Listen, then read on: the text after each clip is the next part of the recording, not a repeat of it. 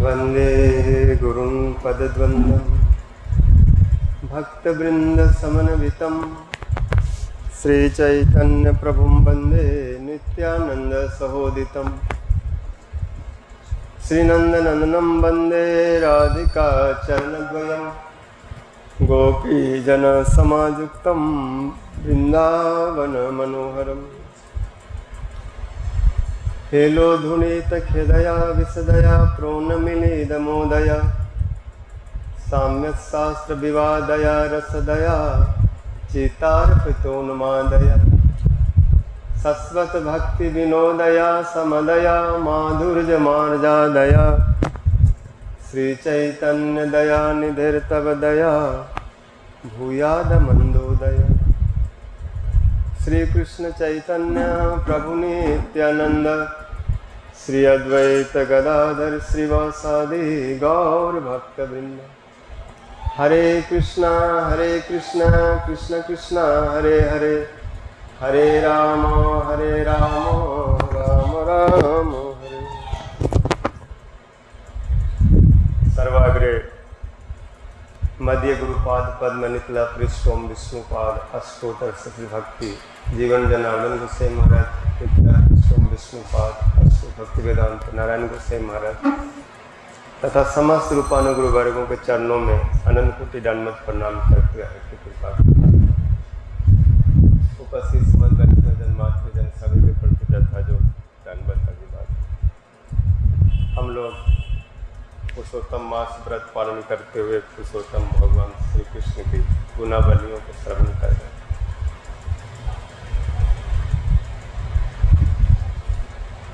उनके स्वरूप अन्य रूप में जितने भी गुण हैं वो शेष नहीं कर सकते।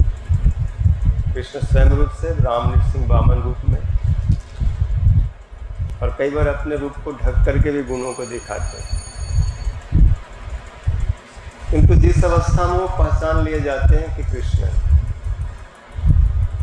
ये भगवान है, भक्त लोग उनको पहचान लेते हैं। बहुत है, कितना गुण होता है। कल सुन रहे थे समा, हर परिस्थिति में तो सम, राग द्वेष विमुक्त। महाभारत युद्ध आरंभ होने वाला है, दोनों ओर मिलाकर के 18 छोहनी सेना खड़ी, उधर 11 इधर 7, और एक एक हथियार से लैस है, एक एक आइटम बम, एक एक मिसाइल, आग्नेयास्त्र, पाशुपत, वरुणास्त्र, ब्रह्मास्त्र, वैष्णवास्त्र, नारायणास्त्र। ऐसा कोई अस्त्र नहीं था जो उस युद्ध में ना हो, सब अस्त्र सदैव। स्थिति सम नहीं है, विषम है, भयावह। कहाँ से निकल गया मिसाइल और किसको जाके लगेगा कुछ पता नहीं।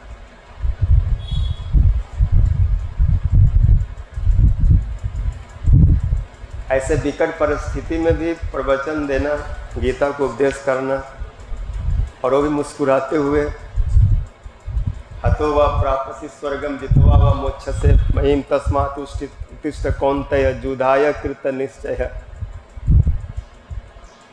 ऐसे परिस्थिति में अर्जुन को समझा रहे, डरो मत,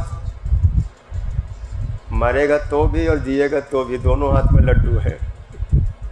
क्योंकि ऐसा दृश्य, ऐसा उत्सव, ऐसा फेस्टिवल भाग्यशाली क्षत्रिय लोगों को मिलता है। कई क्षत्रियों को तो भाग में युद्ध ही नहीं होता, ऐसे ही खाट पे मर जाते हैं। लेकिन क्षत्रियों को खाट पे मरना है शोभा नहीं देता, उनको तो युद्ध में मरना चाहिए, दूसरे काम आना चाहिए। या तो युद्ध जीतना चाहिए या तो अपने को सुहाग करना चाहिए। इन सब में अगर वो नहीं कभी सम्मिलित हुआ तो काहे बात के क्षत्रिय। तो ऐसे विषम परिस्थिति में भी उपदेश दे रहे हैं और बोले डरने की बात नहीं। अगर बाण लग भी गया तो स्वर्ग तो सीधे पहुंचोगे, कोई बीच में नहीं रोकेगा। और अगर स्वर्ग की इच्छा नहीं होगी, निष्काम भाव से करेगा तो मेरे पास आ जाओगे। तुम्हारे ऊपर निर्भर करता है क्या चाहिए, लेकिन स्वर्ग तो पक्का है, क्योंकि वीरों को स्वर्ग तो आराम से मिल जाता है। युद्ध हो रहा है, एक ने बाण मारा, सिर कट गया, सिर अलग नाच रहा है और धड़ अलग नाच रहा है, ऐसे ऐसे। और वो व्यक्ति वहां से निकला, विमान में बैठा, अप्सराओं ने गले में माला डाला और विमान सीधे स्वर्ग को उड़ने लगा। और वो उस कटे हुए मूंड से देख रहा है। अभी जो मूंड जो कटा है वो बिल्कुल अनकॉन्शियस नहीं है, उसमें भी चेतना है, अभी भी उसकी आंखें खुली हुई है, क्योंकि क्रोध में है, वीर रस उत्साह में है। इसने मुझको काटा, मैं भी इसको मारूंगा। अभी भी उसके अंदर में वो युद्ध का जो उत्साह है गया नहीं। कई बार ऐसे वीरों को देखने को आता है, सामने शत्रु तलवार निकाला, सिर अलग कर दिया, धड़ रह गया, उसके हाथ में तलवार था, वो धड़ से ही, सिर नहीं है, धड़ था, उसी से उसने भी ऐसे मारा उसको उसी समय गर्दन अलग कर दी, सिर अलग कर दिया। ये उत्साह होता है, जोश होता है।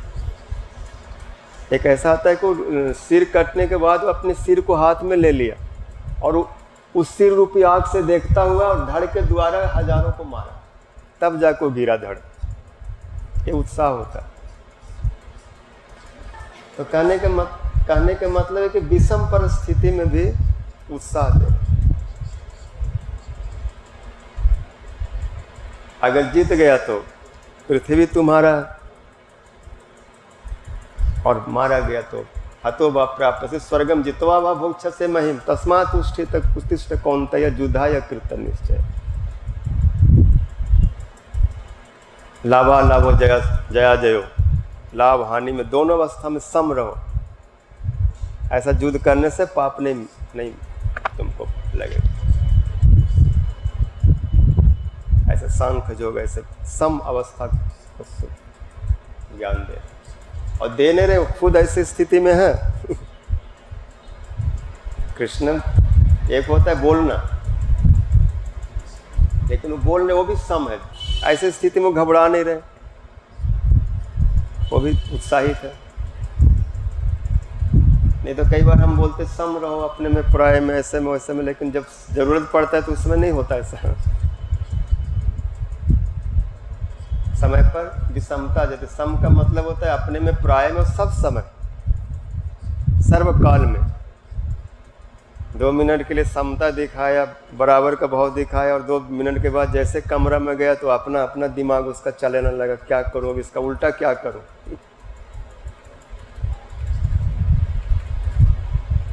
तो वो समता नहीं होती। समता अभी भी, पहले भी था, अभी भी है और बाद में भी रहेगा, तीनों काल में, भूत भविष्य वर्तमान में। और भगवान के स्वरूप में ये सब समय सम है। वो केवल बोलते नहीं कि तुम ऐसा करो या तुम ऐसा बनो, वो खुद इस तरह से। परोपदेश कुशल बहु तेरे, दूसरे को बता दो, लेकिन खुद यदि नहीं जीवन में उसका एक बूंद आया तो किस काम का, बताना किस काम का। देखो युद्ध के क्षेत्र में, और रथ को ही बना दिया आसन, उसी पर बैठ गए ध्यानस्थ होकर, और आरंभ कर दिए धर्म क्षेत्र कुरुक्षेत्र, सब सुनाने लग के जो भी है।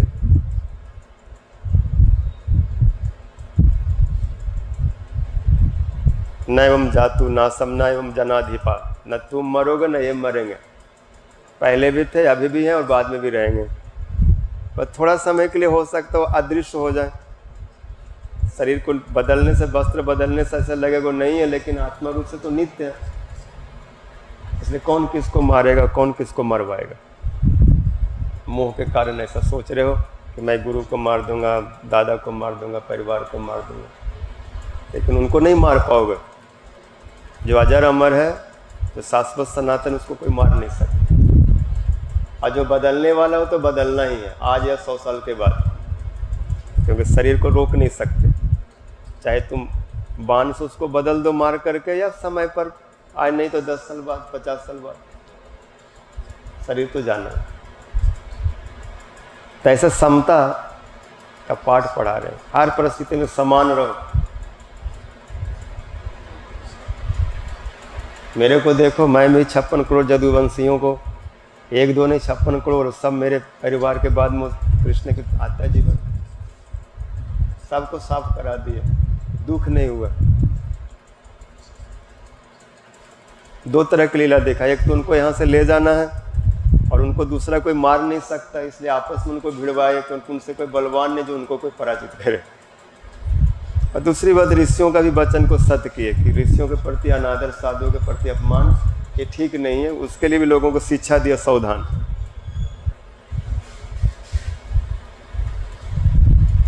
तो समा राम जी भारी सभा में वशिष्ठ जी बैठे हैं, सुमंत जी बैठे हैं, प्रजा लोग सब बैठे हैं, तीनों माताएं बैठी हैं, सब बैठे हैं।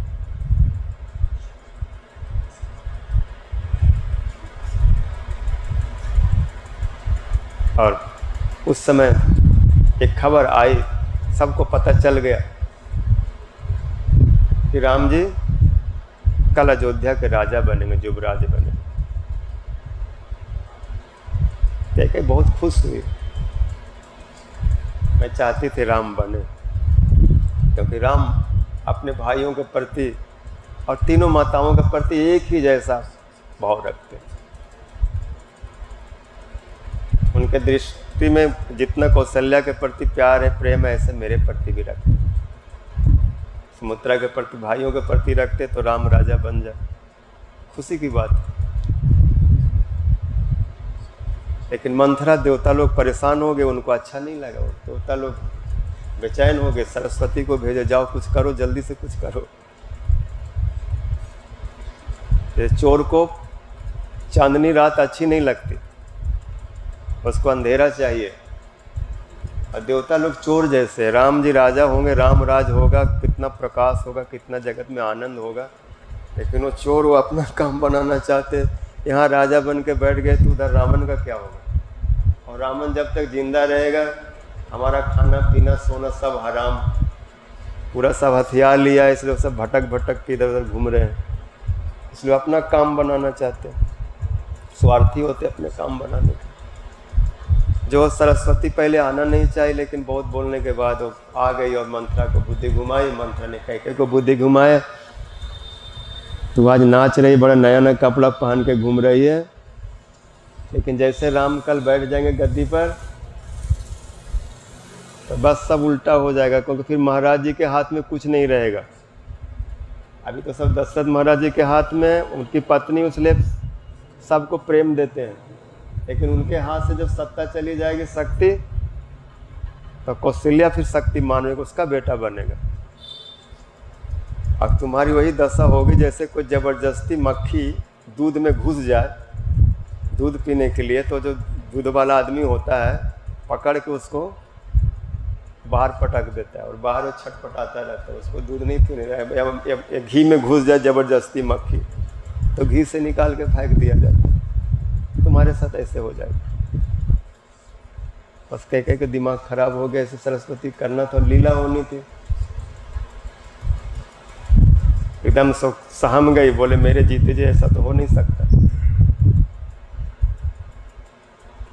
मेरा भरत नौकर बन जाएगा, दास जैसा हो जाएगा। और बोला दास क्या, राम जी चाहेंगे तो हो सकता है उसको जेल में भी बंद ना कर दो, ना रहेगी बांस न बजेगी बांसुरी, कुछ भी करा देंगे ऐसे, और उसका दिमाग में उल्टा पाठ पड़ा दे, हो सकता है फांसी चढ़वा जाए। होता ना जो कुटिल लोग होते हैं, कितना प्रकार से कुटिलता भर देते हैं, उनको भर दियो, माननी हो गई है। और दशरथ महाराज सबको देखे, लेकिन उनको न देख कर कैके से उनका बहुत प्रेम था, क्योंकि कम अवस्था की थी, और कैके ने महाराज जी के लिए बड़ी सेवा की। एक बार देवासुर संग्राम हुआ और उसमें असुर लोग देवताओं को पराजित करने लगे। रावण को कौन हराएगा, बड़ा बलवान। तो दशरथ महाराज जी को लोग बोले कि महाराज आप तो वीर है, रघुवंशी है, आप सहायता करिए, आपके पास सारे अस्त्र हैं। ते रथ में सवार होकर युद्ध के लिए गए। तो उसमें क्या हुआ कि केवल दशरथ महाराज ने, इनके जो साथी राजा थे, जो अड़ोस पड़ोस बड़ा, वो भी सब मिल के गए। क्योंकि अगर असुरों का बढ़ती होगा तो हम लोगों पर भी कल परेशानी आएगा, इसलिए सब मिलकर के उनको पराजित करें इन असुरों को। तो कैकेयी का राजा भी, जो कैकेयी के जो पिता है, कैकेयी देश के राजा, वो भी जो भरत जी के मामा नाना है, और उनके मामा लोग सब गए उस युद्ध में महाराज दशरथ जी के सहायता करने के लिए। कैकेयी उस समय 18-16 साल की अवस्था की होगी। ये भी बहुत वीरांगना थी। जब देखे हमारे पिताजी जा रहे थे, ये भी युद्ध में चले गए। ये भी मुकुट उकुट लगाए, तरकस उसका बांधे, तलवार लिए, धनुष बांध लिए, चले गए। क्योंकि वीरांगनाएं में युद्ध करती, क्षत्रिय अगर कोई ऐसा जोग है तो युद्ध में जाते रहे। अच्छा शस्त्र युद्ध कला को जानती थी, अच्छा अश्व को चला सकती है, घोड़े को हाँक सकती है। कैकेयी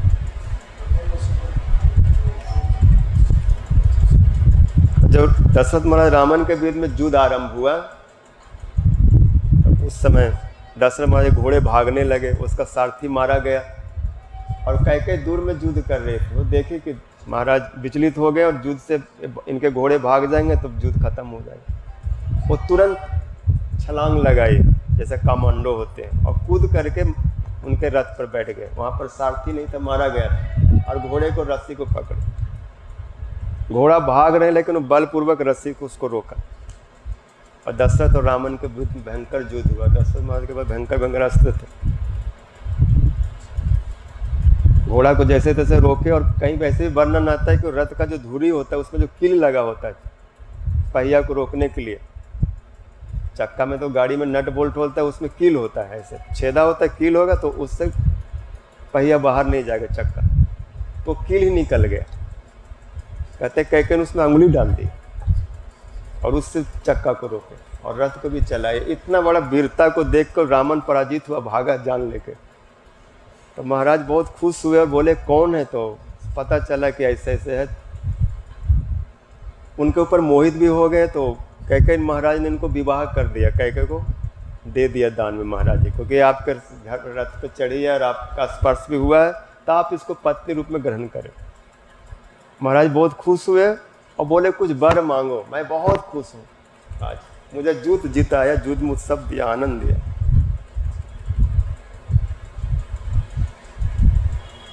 उन्होंने कहा अभी तो जरूरत नहीं है, लेकिन कभी हमको कोई जरूरत पड़ा तो मैं आपसे 2 वर लूंगी। इसलिए 2 वर आपके पास रख रही हूँ अभी धरोहर रूप में। तो आज कैकेयी ने वही सोचा कि वो जो 2 वर है मांग लो। जब दशरथ जी मनाने गए हैं तो बहुत वहाँ पर घटना होती है। जो भी सम की बात बता रही हूँ, कैसे सम है। बाद में जब कैकेयी ने, दशरथ महाराज जी बहुत दुखी हुए, बोले क्यों ऐसे आनंद के समय दुखी हो, क्यों ऐसे जमीन पर पड़ी हो, मोटे बोरा पहन रखी हो, सारे श्रृंगार को फेंक दी हो, नागिन की तरफ फुफकार रहे हो, क्या बात है? इसमें तो दुखी होने की बात नहीं, क्योंकि राम जी राजा हो रहे हैं तो खुशी की बात है। तुम तो राम नाम सुन के, राम जी की बात सुन के कितना प्रफुल्लित हो जाती। राज क्या हुआ?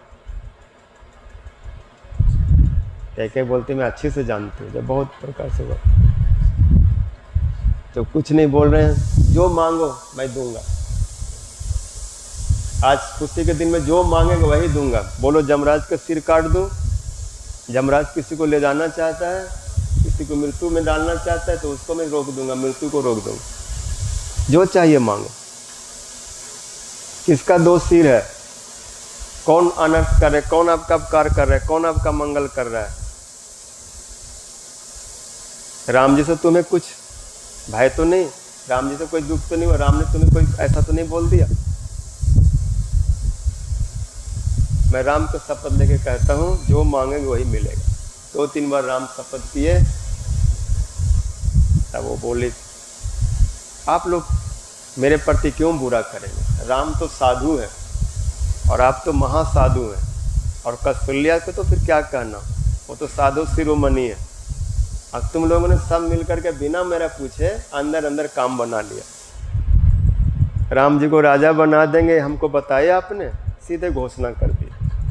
जब कोई बड़ा काम होता है, कुछ करना होता है, तो सब मिल करके डिसीजन लेते हैं, सबके बात सुना जाता है। आपने हमसे नहीं पूछा, अंदर अंदर सब हो रहा है, सब कौशल्या ने करा है। बोला नहीं नहीं कौशल्या कुछ नहीं जाना, ये तो मैं आनंद से किया, गुरु जी की इच्छा थी इसलिए मैंने कर दी। किसी से नहीं पूछा, न तुमसे पूछा, न कौशल्या, किसी से नहीं पूछा। तब ऐसा है, मेरा बेटा क्या युवराज नहीं है, वो राजकुमार नहीं है, तो राम को क्यों राजा बनाए? बोले रघुकुल की रीत है, बड़े ही राजा बनते। भारत में भी सारी योग्यता है, वो भी राजकुमार है, वो भी सब गुणों से परिपूर्ण है, लेकिन कुल की मर्यादा ये कि बड़े को ही ज्येष्ठ को ही बनना होता है।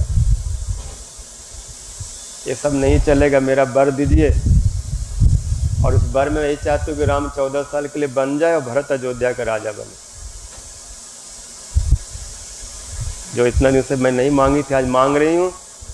महाराज रोने लगे, हमको मार दो और सब छीन लो, ले लो, लेकिन ये चीज़ मत मांगो। ठीक है, भरत राजा बने कोई बात नहीं, लेकिन राम को क्यों वन भेजती हो? उसको भी कहीं यहीं रहने दो, क्योंकि राम ही हमारे जीवन, उनका देखे बिना मैं कैसे जीऊँगा। बहुत रोए, मूर्छित हो गए, पूरा रात दुख में पड़े रहे। प्रातःकाल राम जी जब गए वहाँ तो सब कुछ अच्छा नहीं दिखाई पड़ रहा है, बहुत भयानक दृश्य है। महाराज पड़े हुए तो कैसे माँ से पूछे, माता ये क्या हुआ? पिताजी को अचानक कैसे कैसे हो गया? वो तो बड़े वीर है, धीर है, योद्धा है, एक ऐसा महान योद्धा है, ऐसे असहाय जमीन पर नहीं पड़ता। जरूर कोई बहुत बड़ा कष्ट इनको हुआ। माँ मुझे बताओ कौन सा कष्ट है, मैं उसको दूर कर दूं। क्या मुझसे कोई कष्ट है इनका? मुझसे बात भी नहीं कर रहे हैं, सांस ले रहे हैं मूर्छित अवस्था जैसे। माँ मैंने कुछ ऐसा अपराध किया? बोले बेटा तुम क्या अपराध करोगे, तुम तो बहुत ही महान सरल हो, आपका भी अपराध नहीं, कुछ नहीं, बस मेरा कुछ मांग है और ये पूरा नहीं कर रहे मेरी मांग। तो सब घटना सुना दिए, मैं तुम्हें वन मांगी हूँ, तुम वनवास जाओ, भरत राजा होगा। राम जी बहुत खुश हुए, बोले माता ये छोटी सी बात नहीं, इतनी छोटी बात में हमारे पिताजी इतना दुखी नहीं होंगे, बात कुछ और बहुत बड़ा है, वो छुपा रही हो, बताओ। नहीं राम तुम्हारा शपथ, तुम्हारा सौगंध, इससे कोई बड़ी बात नहीं, यही सबसे बड़ी।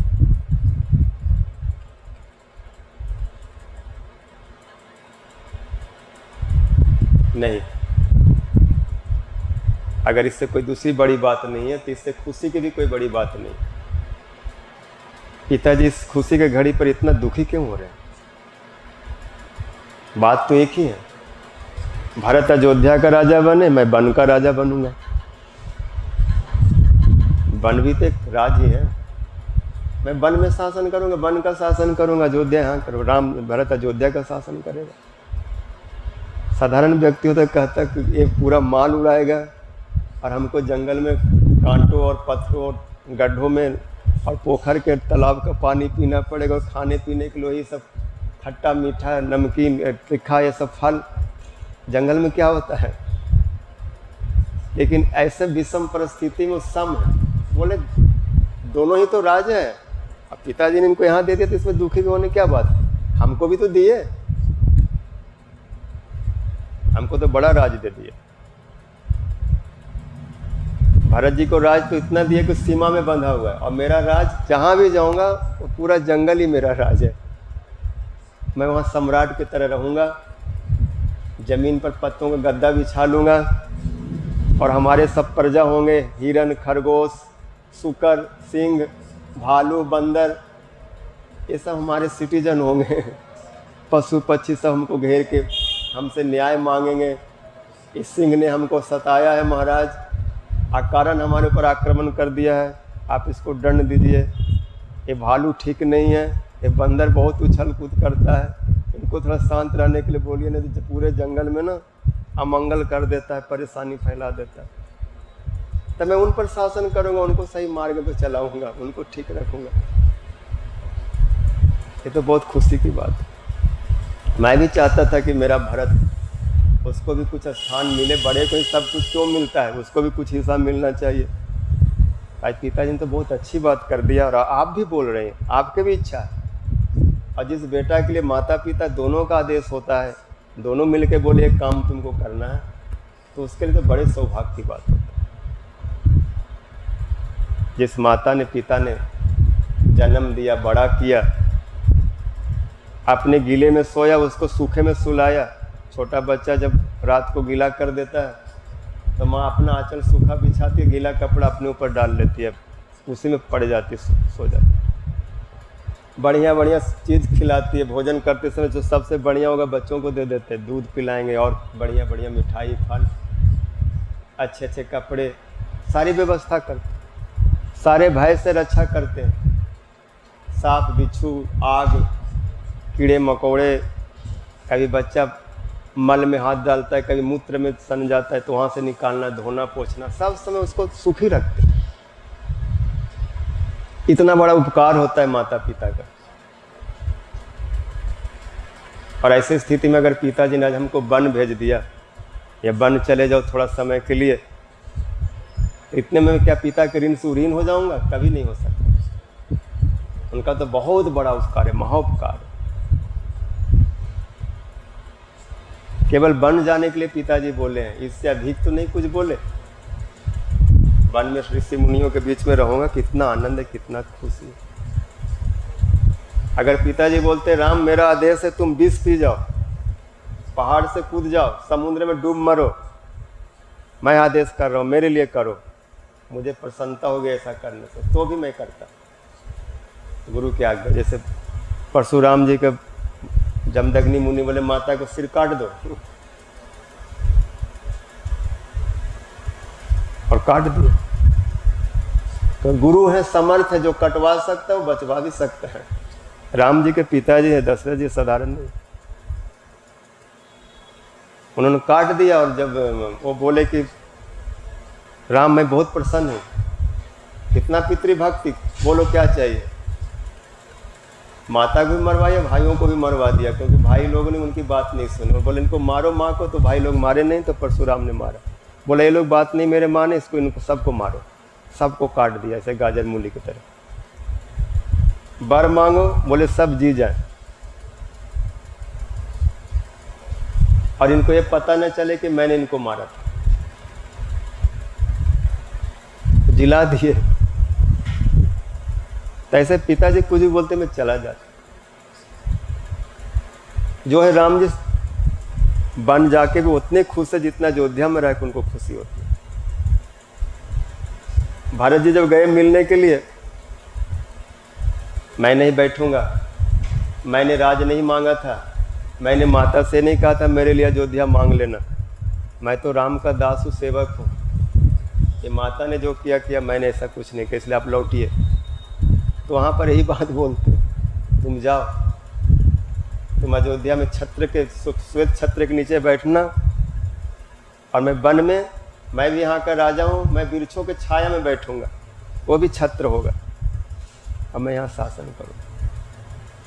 लौटे नहीं, अपने वचन को नहीं त्यागे, सम रहे हर समय। ऐसे भगवान के बहुत सारे गुण हैं। सम, अपने पराये में सम में समान है। गीता में भी भक्त के लक्षण में आता है, सम शत्रु च मित्रे च तथा मान अपमानयो, शीतोष्ण सुख दुखेषु सम संग विवर्जिता। सम में, शत्रु में, मित्र में, मान में, अपमान में, सुख में, दुख में, गर्मी में, सर्दी में,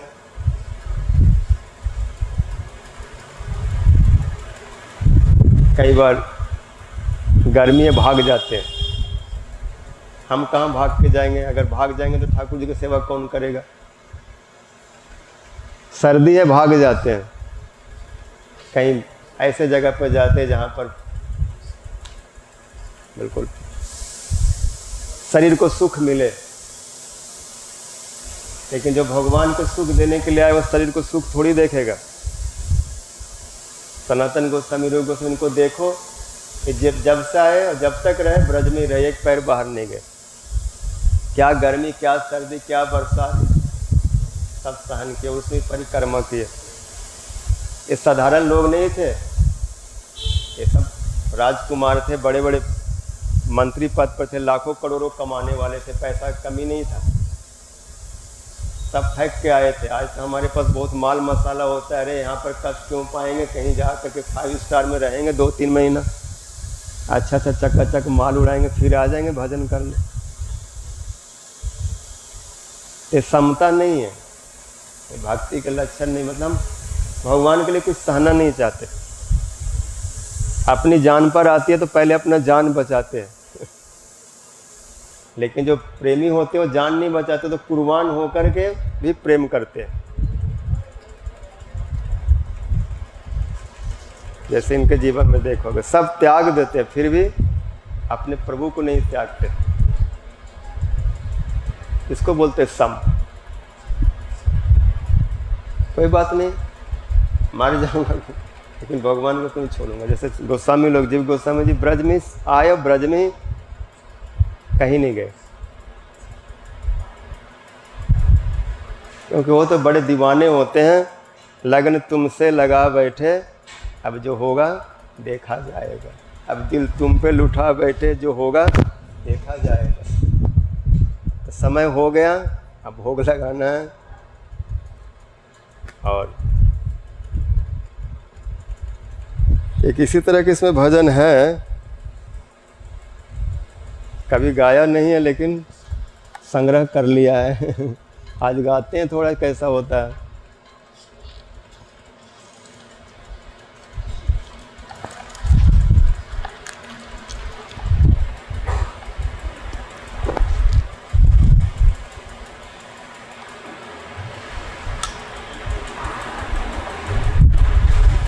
लगन तुमसे लगा बैठे, जो होगा देखा जाएगा।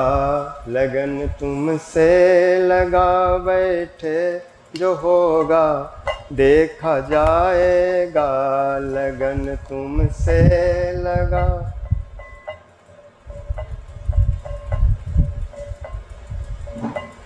तुम्हें अपना बना बैठे, जो होगा देखा जाएगा। तुम्हें अपना बना बैठे, जो होगा। लगन तुमसे लगा बैठे, जो होगा देखा जाएगा। लगन तुमसे लगा बैठे। दिस इज 2-6 संकीर्तन लहरी। कभी दुनिया से डरते थे तो छुप छुप याद करते थे। कभी दुनिया से डरते थे तो छुप छुप याद कराते थे।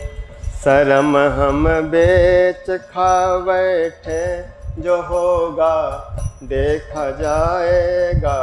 शर्म हम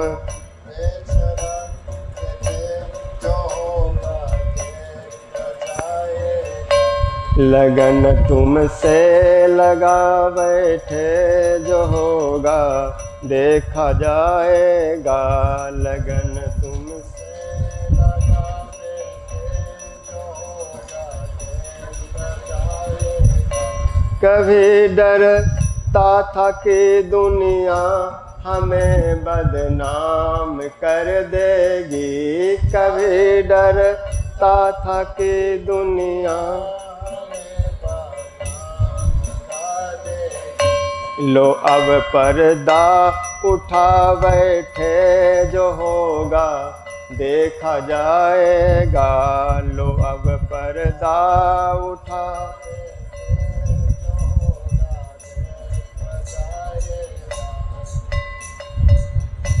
दीवाने बन गए तेरे तो फिर दुनिया से क्या मतलब, दीवाने बन गए तेरे तो फिर दुनिया से क्या मतलब।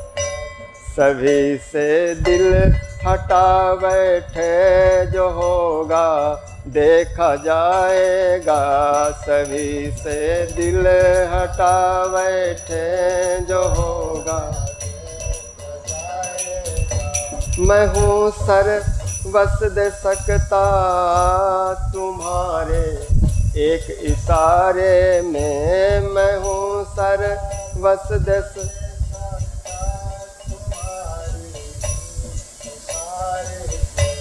मैं दिल मजबूत बना बैठा जो होगा देखा जाएगा, मैं दिल मजबूत बना बैठा जो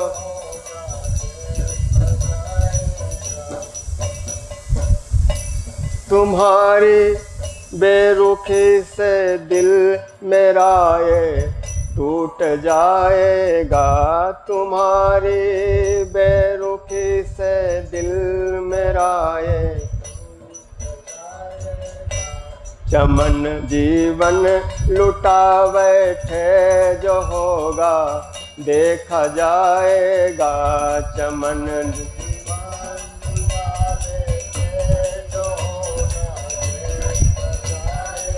हाँ सब कुछ लुटा बैठे जो होगा देखा जाएगा, लगन तुमसे लगा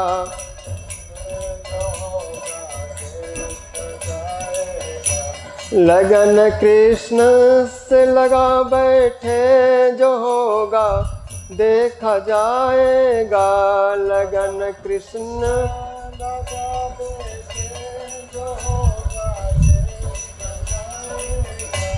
हरे कृष्णा कृष्णा कृष्णा हरे हरे, हरे कृष्णा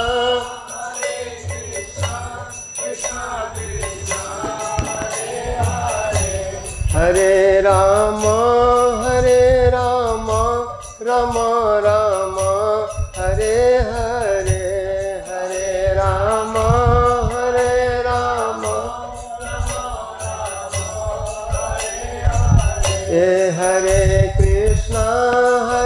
कृष्णा कृष्णा कृष्णा हरे हरे, हरे कृष्णा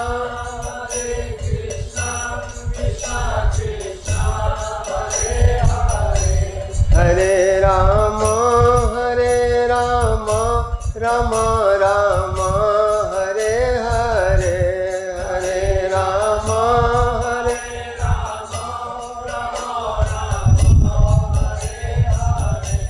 हरे कृष्णा कृष्णा कृष्णा हरे हरे, हरे कृष्णा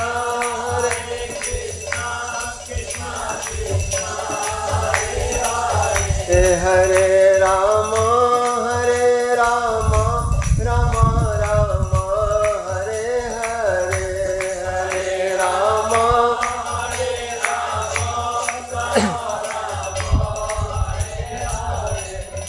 हरे कृष्णा कृष्णा कृष्णा हरे हरे, हरे कृष्णा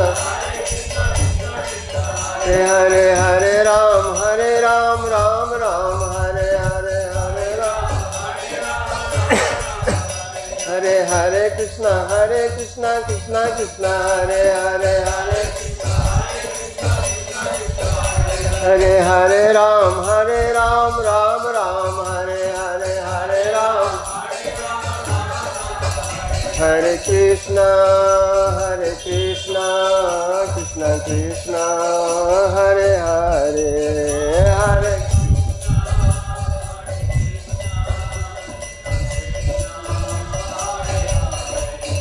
हरे राम राम राम हरे हरे, हरे राम